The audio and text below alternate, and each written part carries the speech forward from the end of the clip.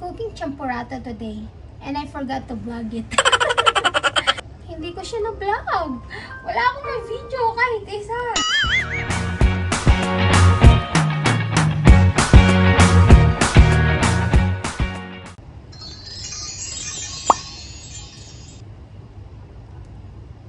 Hi everyone!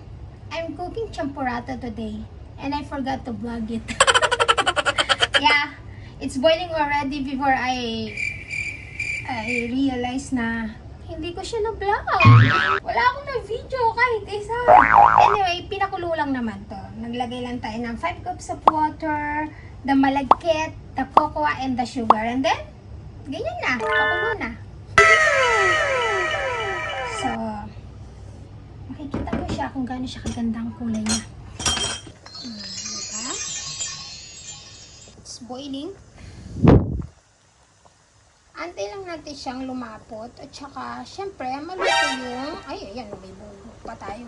So kaya kailangan natin siyang halu-haluin kasi kapag hinayaan natin siyang kumulo lang by itself, nagbubuo yung malagkit niya kasi may kasama siyang cocoa at saka sugar. So we have to halo-halo from time to time hanggang sa maluto yung malagkit natin, yung bumuka siya at totally maluto siyang mabuti. A few moments later. So ngayon,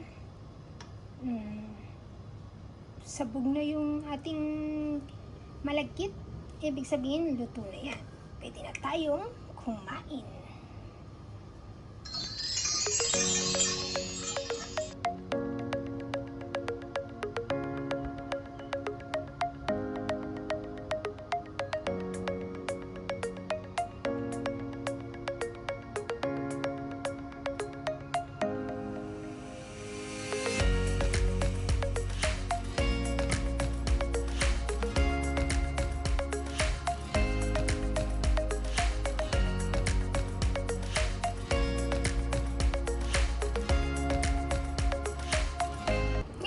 Sa inyo kung anong gusto niyo. It's up to you kung evap or condense ang gusto niyo. Yung malapot na gatas na matamis or malabnaw na gatas na sakto lang ang lasa.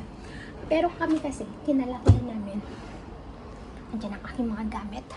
Kapag may mga paluto, dito ako nag-i-stock ng gamit. So, kami kasi kinalakihan namin is malapot na gatas. Yung matamis. Kaya, matamis na matamis ang hilig namin. Kaya, let's go!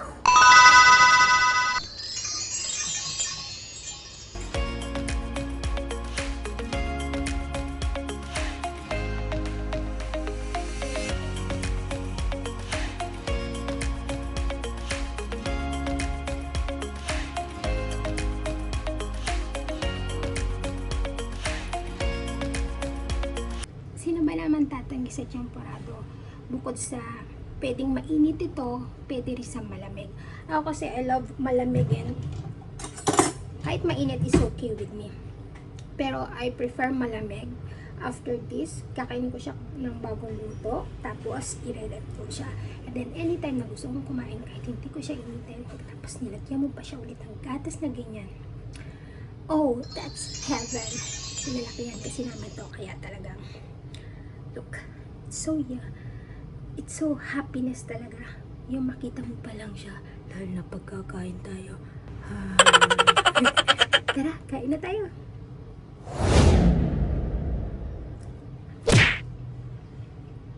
Oh, I miss my mom. Thank you, mama. Sa pagturo sa akin kung paano lutuin lahat ng mga paborito na yung pagkain. I love you. Kain na po tayo.